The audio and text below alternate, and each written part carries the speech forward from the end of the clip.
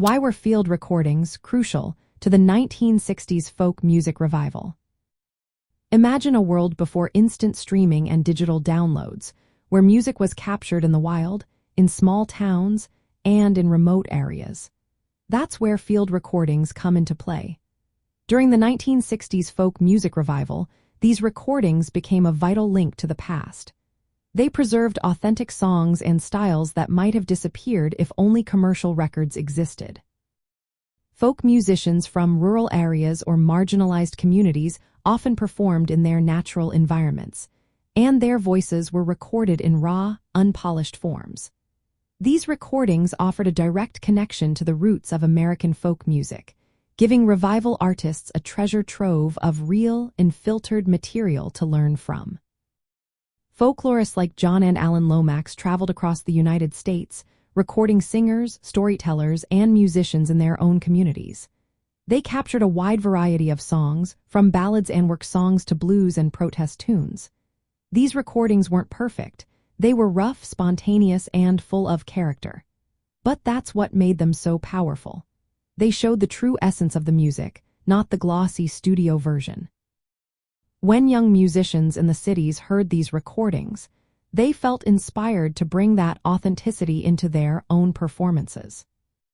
In the 1950s and 60s, these field recordings were pressed onto vinyl records and distributed widely. They became accessible to a new generation eager to reconnect with the musical traditions of the past. Artists like Bob Dylan and Joan Baez drew heavily from these recordings, reinterpreting old songs and making them relevant for their time. The revival wasn't just about creating new music. It was about rediscovering stories, social issues, and cultural identities embedded in these traditional tunes. The rawness and sincerity captured in these recordings contrasted sharply with the polished pop music dominating the charts. For the youth of the 60s, this felt more genuine and meaningful. These recordings helped legitimize the folk revival, anchoring it in history and tradition rather than fleeting trends. They also served as educational tools, teaching musicians traditional techniques and repertoires. Field recordings also influenced folk festivals, radio programs, and record labels that focused on folk music.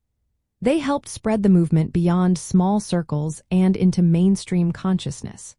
From a nostalgic point of view, these recordings symbolize a simpler, more honest era of music making.